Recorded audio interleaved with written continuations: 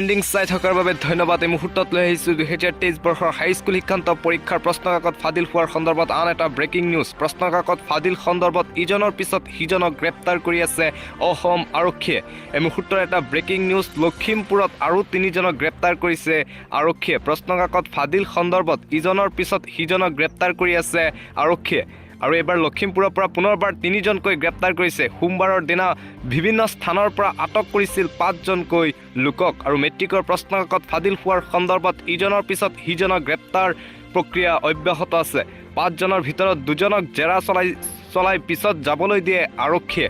আৰু 5জনক গ্ৰেপ্তাৰ কৰিছিল, কিন্তু তাৰ পিছত 2জনক যাব দিয়ে আৰক্ষীয়ে। গ্ৰেপ্তাৰ কৰিছে শিক্ষক জগন্নাথ পেগু, পূৰ্ণকান্ত পেগু, টুটু শৰ্মা নামৰ যুৱকক আৰক্ষীয়ে গ্ৰেপ্তাৰ কৰিছে। প্ৰশ্নকাকত ফাদিল হোৱাৰ সন্দৰ্ভত উত্তৰ লখিমপুৰ সদৰ থানাত জেৰা কৰা হৈছে 3জনকৈ লোকক। প্ৰশ্নকাকত ফাদিল সন্দৰ্ভত ইজনৰ পিছত সিজনক গ্ৰেপ্তাৰ কৰি আছে অসম আৰক্ষীয়ে। আৰু যিহেতু হাইস্কুল শিক্ষান্ত পৰীক্ষাৰ প্ৰশ্নকাকত ফাদিল হোৱাৰ সন্দৰ্ভত CIDয়ে অভিযান অব্যাহত ৰাখিছে। আৰু এইবাৰ পুনৰ লখিমপুৰৰ পৰা 3জনকৈ লোকক আটক কৰা হৈছে। মুঠ 5জনকৈ লোকক আটক কৰিছিল, কিন্তু পিছত 2জনক যাব দিয়া হয়। জেৰাৰ পিছত 5জনৰ ভিতৰত 2জনক যাব দিয়া হয়।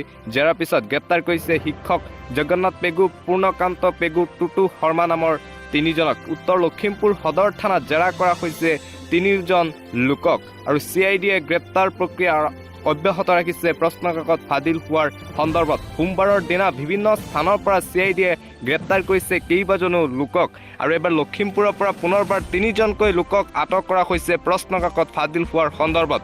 মুঠ 5জন লোকক আটক কৰিছিল, কিন্তু তাৰ ভিতৰত 2জনক যাব দিয়া হয় জেৰাৰ পিছত। উত্তৰ লখিমপুৰ সদৰ থানাত জেৰা কৰা হৈছে 3জনকৈ লোকক। উত্তৰ লখিমপুৰ সদৰ থানাত জেৰা অব্যাহত ৰাখিছে লখিমপুৰ আৰক্ষীয়ে। মেট্ৰিকৰ প্ৰশ্নকাকত ফাদিল হোৱাৰ সন্দৰ্ভত গ্ৰেপ্তাৰ প্ৰক্ৰিয়া অব্যাহত ৰাখিছে অসম আৰক্ষীয়ে। নিশ্চয়কৈ ৰাজদ্বীপ, ক'ব লাগিব যে প্ৰণৱ দত্ত, কুমুদ ৰাজখোৱা আৰু প্ৰসন্ন দাসক গ্ৰেপ্তাৰ কৰাৰ পাছত এই প্ৰশ্নকাকত কেলেংকাৰী, ফাদিল কেলেংকাৰীৰ লগত জড়িত বিভিন্নজনৰ সংসূত্ৰ CIDয়ে লাভ কৰিছে। তাৰ পৰিপ্ৰেক্ষিতত তেওঁলোকে মাজুলীত কালিৰ দিনটোত এটা অভিযান চলোৱা পৰিলক্ষিত হ'ল। প্ৰণৱ দত্তৰ যিখন স্কুল লোহিত খাবলো উচ্চতৰ মাধ্যমিক বিদ্যালয়, তাতো বিভিন্ন শিক্ষকক সোধা পোছা কৰিলে, ছাত্ৰসকলকো বহুতকে সোধা পোছা কৰা পৰিলক্ষিত হ'ল। মাজুলীৰ পৰা কালিৰ দিনটোত এগৰাকী ছাত্ৰী লৈ অহা হৈছিল। লখিমপুৰৰ বগীনদীৰ পৰা আন এজন ছাত্ৰকো অনা হৈছিল। তেওঁলোকক কিছু সোধা পোছা কৰাৰ পাছত তেওঁলোকক যাবলৈ দিয়া হ'ল। বিয়লিৰ ভাগত জগন্নাথ পেগু, পূৰ্ণকান্ত পেগু আৰু এই টুটু শৰ্মা নামৰ এওঁলোকক 3জনকে সোধপোছৰ বাবে আটক কৰা পৰিলক্ষিত হৈছে।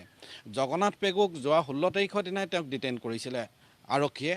তেওঁ ঘৰৰ পৰা লৈ আহিছিলে লখিমপুৰৰ শান্তিপাৰাত তেওঁ ঘৰ। আৰু ইয়াৰ বিপৰীতে তেওঁ দফলাকটা উচ্চতৰ মাধ্যমিক বিদ্যালয় এজন শিক্ষক, য'ত কুমুদ ৰাজখোৱাই শিক্ষকতা কৰিছিল।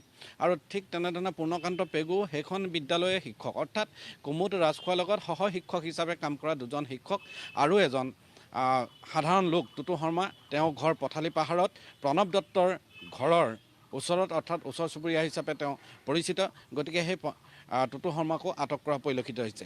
এতিয়া CIDৰ কথাটো হ'ল, যিহেতু মূল অভিযুক্ত তেওঁলোক আটক হ'ল, কিমান দূৰলৈকে প্ৰশ্নকাকত ফাদিল হ'ল, কিমানে প্ৰশ্নকাকত লাভ কৰিলে, কিমানখন শিক্ষানুষ্ঠানলৈ এই প্ৰশ্নকাকত গ'ল, আৰু ইয়াৰ আগতেও এনেধৰণৰ ঘটনা সংঘটিত কৰি আহিছিল নেকি, এই কথাবিলাকৰ উৱাদি তেওঁলোকে লোৱা পৰিলক্ষিত হৈছে। কাৰণ বিগত বৰ্ষসমূহতো লখিমপুৰ, ধেমাজিত এনেধৰণে প্ৰশ্নকাকত ফাদিল হৈ কিছু ছাত্ৰ ছাত্ৰী পৰীক্ষাত উত্তীৰ্ণ হৈছে নেকি, বা গোটেই মেট্ৰিক পৰীক্ষাটো এক জালিয়াতিৰ মাধ্যমেৰে প্ৰশ্নকাকত ফাদিল কৰি পৰীক্ষা অনুষ্ঠিত হৈছে নেকি, এই কথাবিলাক CIDয়ে একেলগেই তেওঁলোকে এটা তদন্ত কৰিব খুজিছে, হয়তো মুখ্যমন্ত্ৰীৰ নিৰ্দেশ মৰ্মে।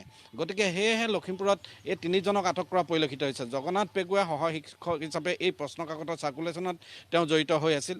ঠিক তেনেধৰণে পূৰ্ণকান্ত পেগু, তেওঁ চাৰ্কুলেশ্যনত জড়িত হৈ থকা বুলি এটা কথা আহি পৰিছে।